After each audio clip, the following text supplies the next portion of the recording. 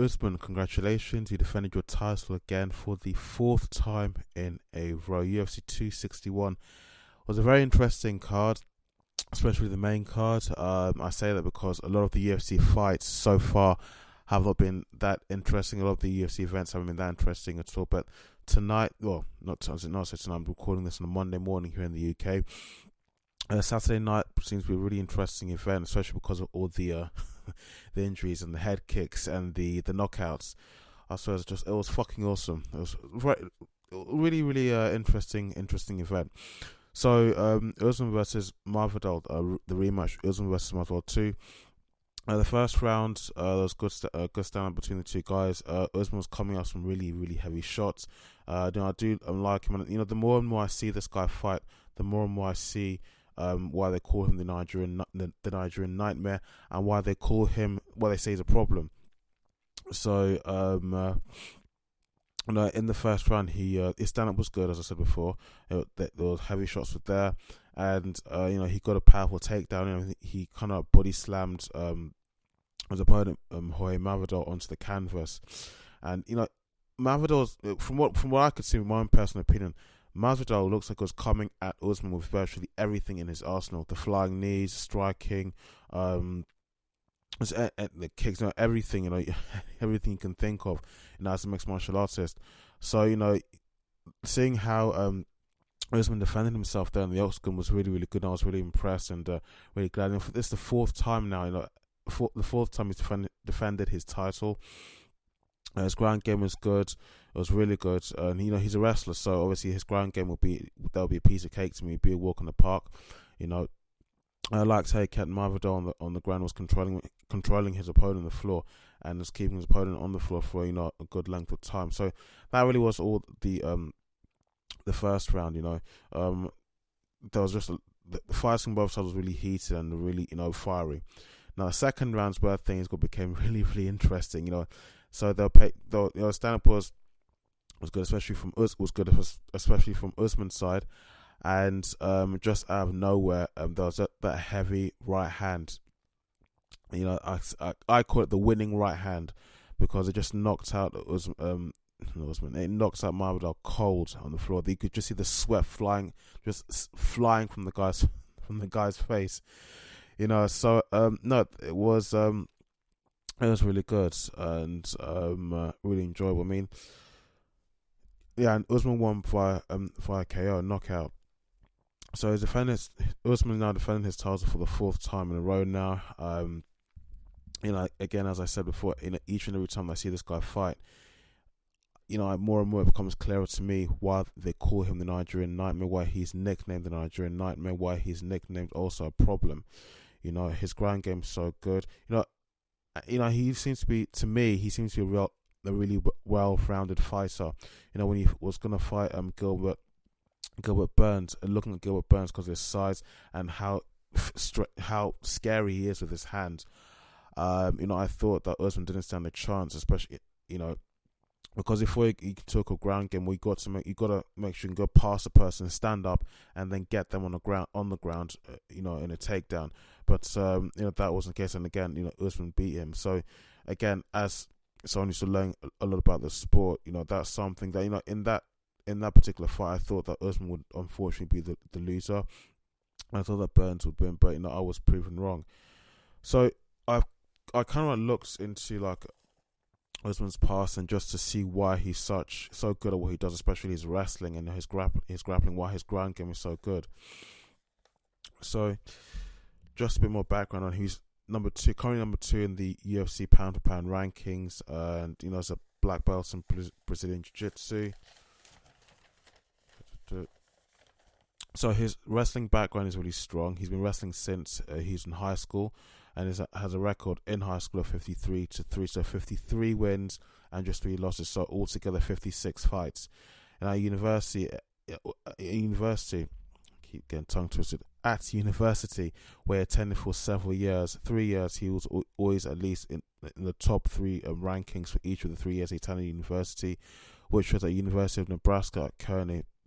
Whilst at the University there of Nebraska, he was a 2-time national finalist, and in 2010 he became the NCAA Division national champion and they achieved the record of 44 wins and 1 loss, altogether 45 fights, and he won virtually all of them. Now his mixed martial arts record, 19 wins and 1 loss, and in the UFC he's had 14 wins. So, and if I go further, even more into his background, the sort of coach he has for grappling is Jorge Santiago, who himself was a welterweight champion in Sengoku, and was a Strikeforce middleweight Grand Prix champion.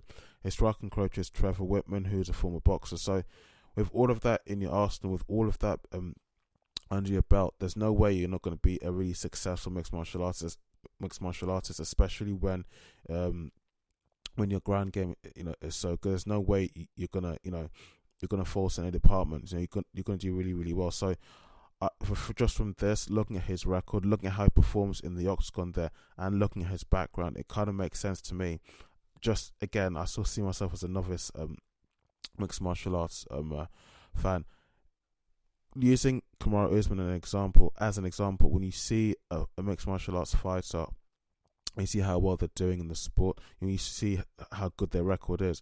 If we go back into their history and just see where they're coming from, the sort of background they have, whether it's even wrestling or boxing. If you see that if they've been doing this for so long, been really successful at it for so long, if they've got the right people in their corner, then there's no way that they're not going to be successful, especially in the sport, and especially in an organization such as the UFC. And so yeah, now moving on, there was the Chris Weidman versus Uriah Hall fight. Now, I say, when I saw this for the first time, when I saw the video, when I saw the reruns of the fight, I thought to myself, okay, Chris Weidman versus Uriah Hall. But then I remember back at UFC 168, Chris Weidman versus Anderson Silva. And I thought to myself, could this be karma? But then again, I thought, no, I just got that thought out of my mind, and I thought, no, don't be silly. It's not karma, because those two guys are not fighting as in didn't hate each other. They weren't fighting to kill the other person. They're competing as a fight game. Unfortunately, as brutal as it sounds, as brutal as it is, as it looks, this is what it's about. This is what it is. Take it or leave it. I was just doing some more research into this guy's injury. Because some people and in some articles, some places, that it had been said that the same thing he had done to someone else, to Anderson Silva. So it seemed like an unfortunate twist of fate, that the same thing now has been done to him. And when I go back to the karma thought that I thought again about, and just got out of my mind, I was thinking, what goes around comes around. But I know that on both occasions, especially the first occasion when it happened to him, when I was competing against Anderson Silva at UFC 168, it wasn't intentional. But again, it's a fight game. This is what it is. So it wasn't even up to a minute into the first round, and Hall checks really, really well. He checks a kick from Weidman, and just from just looking at the footage, it looks like Weidman's shin, his lower shin, just almost wrapped itself around Uriah Hall's leg. And I've seen this happen before, just quite a few times before in the past, just looking over different fights, even fights as old as going back as far as 2003. And that particular injury that I saw in 2003, that when it was recorded and I watched it on YouTube, is actually a fight that happened here in the UK. I can't remember the name of the two guys that fought, but one thing I've noticed is that once the fighter has executed that leg kick, but the other opponent checks it really well, really well, to the extent that it breaks their leg, they only realise that something is wrong when they try to regain their footing, and they try to just regain their footing, regain their stance, and then suddenly they realise, something's wrong. They lose balance, they fall over, they can't stop themselves from toppling over. They look down and just realise just what's happening. That the look of agony and pure frustration on their face, and that's what I saw in Chris Weidman. It was just mad. It was crazy. How the whole thing happened, and looking at just how the bone structure of the shin of that part of the leg is constructed, just the overall anatomy, and also looking at how the anatomy of the knee. Now you're looking at both sides of the argument, but you're looking at your opponent's knee and then your shin. Just looking at the two bits of the human body, I can see that there's very, very little skin or muscle, or flesh or blood vessels there, especially in the shin area, to just at least cushion or to at least absorb a lot of the impacts coming from your opponent. When even if they're going to check something simple as just check your leg kick, and so since that is the case, unfortunately, your shin is going to unfortunately get the worst end of the deal, and it's going to if your leg kick was hard enough, or if your opponent checks the leg kick well enough, then unfortunately you are going to suffer what looks like a broken leg, or what I heard from someone else, or what I was reading in an article when I was researching this. You're going to suffer a serious fracture, because that of course will require an operation, some bits of metal, a rod, and a plate to be inserted into your leg, and some emergency surgery, and you're going to have to take time to recover and to recuperate for at least nearly a month and a half, maybe 2 months or so, because that's a serious injury. Your leg is more or less broken, and you need some time to really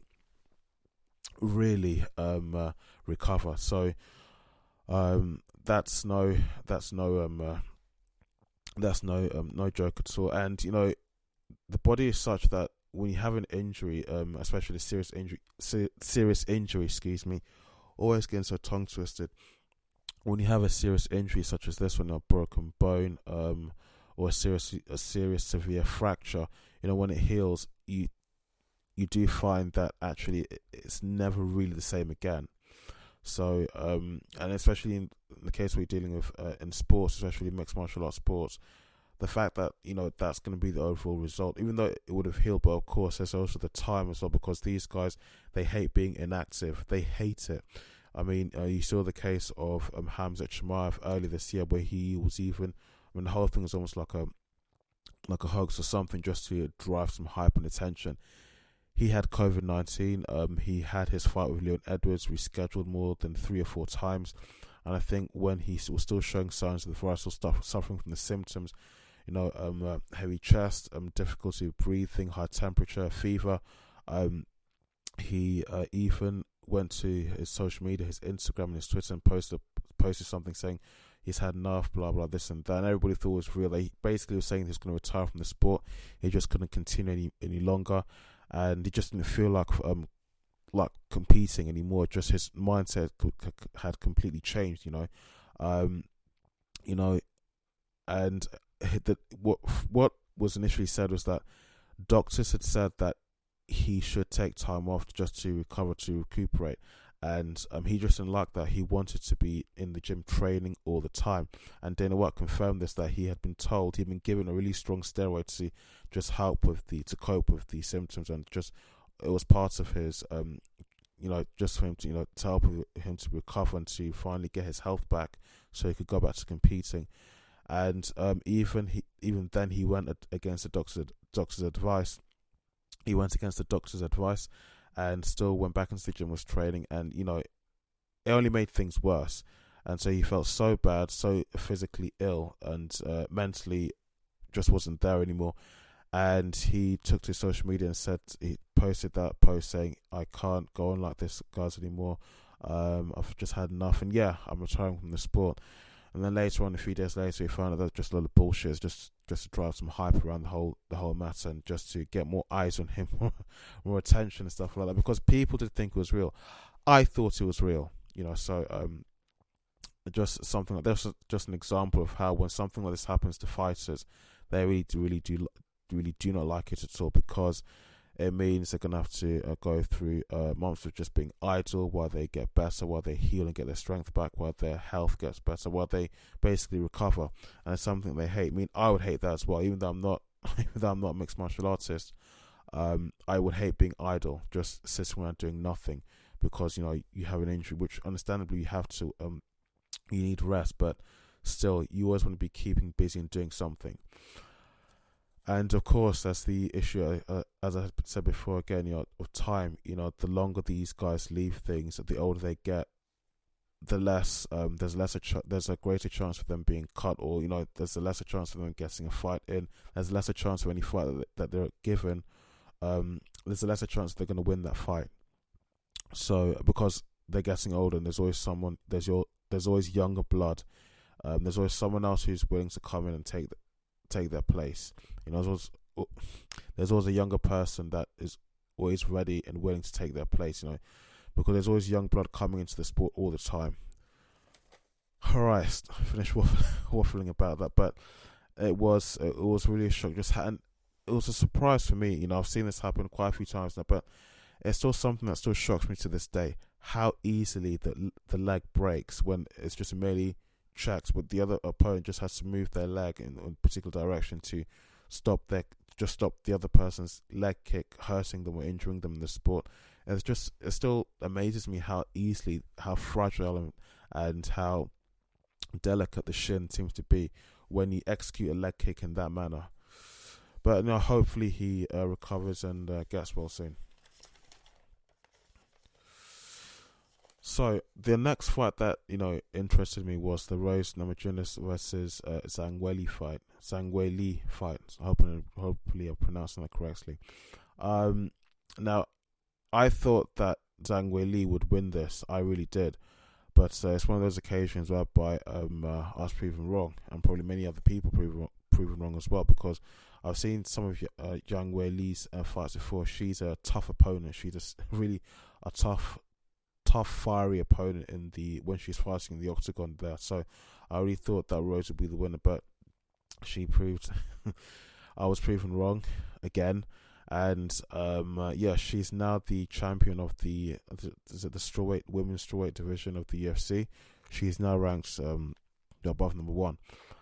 So it was a good stand up between the two ladies at first. And just out of nowhere, Rose just landed that leg kick. I mean, she was pacing from side to side, shifting here and there, shifting side to side, consistently, always moving.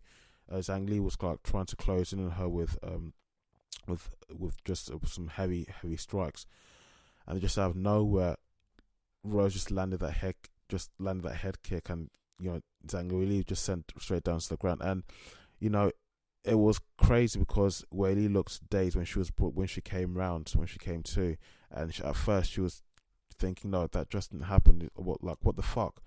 There's no way she hit me like that and I just went out cold. No, I know why I saw that just didn't happen. And she was really pissed off at our corner, at the referee, at just even I think she was pissed off at Rose as well, because I could see how the whole thing happened. Probably what really would have happened is that Weili was just waiting to get a shot in, was waiting for the perfect time to attack, and then just Rose was moving left to right, and then Weili just didn't see it coming. I just didn't see that head kick coming, and then bang, just out cold. So that I think more like that's what happened. The commentary, I think they kind of confirmed that probably because Rose was moving so much, Weili's almost like hypnotized into like a mini trance, and just Rose sees the opportunity to just take her opponent out with a head kick. So last but not least, I think those old news, and if you listen to this podcast to the end, Tyron Woodley has officially been made has officially been cut from the UFC. So now he's going to be testing the market as a free agent. And the only question I have now is that what should he do? Where should he go? I think he should go to because he's still a good mixed martial arts fighter. And even though he's old in terms of mixed martial arts, he's 39 now, so he's nearly 40 years old. I'm sure he can still. I say this about quite a few fighters who are around their late 30s, early 40s. Like, you can still get at least, even if they're retired, you can still get at least 1 or 2 fights out of them. Look over to Shearer. I think more than likely he will go to Bellator, like a lot of the other UFC fighters who have been cut from the UFC have done in the past. Either he can go to Bellator or he'll go to one championship. I think those are 2 options, because those are the other 2 other big organizations in mixed martial arts that he's already got the name, so he's already made a name for himself in the sports of mixed martial arts and combat sports.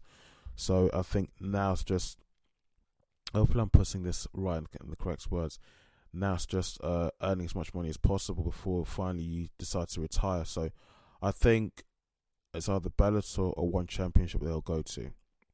So guys, with that, I'm going to round up this podcast. There's a lot going on in the mixed martial arts world, and there's something else that happened at UFC 261 with Daniel Cormier. I like Daniel Cormier, like him, he's a decent guy. And there's someone approached him and annoyed him and annoyed a lot of the crowd at UFC 261. I'm not going to mention their name because I don't want to give them the airtime which they do not deserve. No, they haven't done enough in combat sports to earn the airtime. So I'm not gonna annoy myself or even annoy my viewers or my listeners by mentioning their name. You probably can tell who it is, but still, their words are not going to leave my lips. So guys, with that all done and dusted, sorry for my rambling of my ums and ahs, but I hope you enjoyed this podcast. If you do, please don't forget to leave a like, and don't forget to subscribe if you enjoy my content. It really helps me when you do that. You can listen to the podcast on Apple, iTunes, Apple Podcasts, Spotify, Google Podcasts, and SoundCloud as well. And if people have shared to other platforms, please check online on Google and just check out whether it's been shared to other platforms, also the not so major platforms out there. So guys, with that, thank you very much for listening and watching.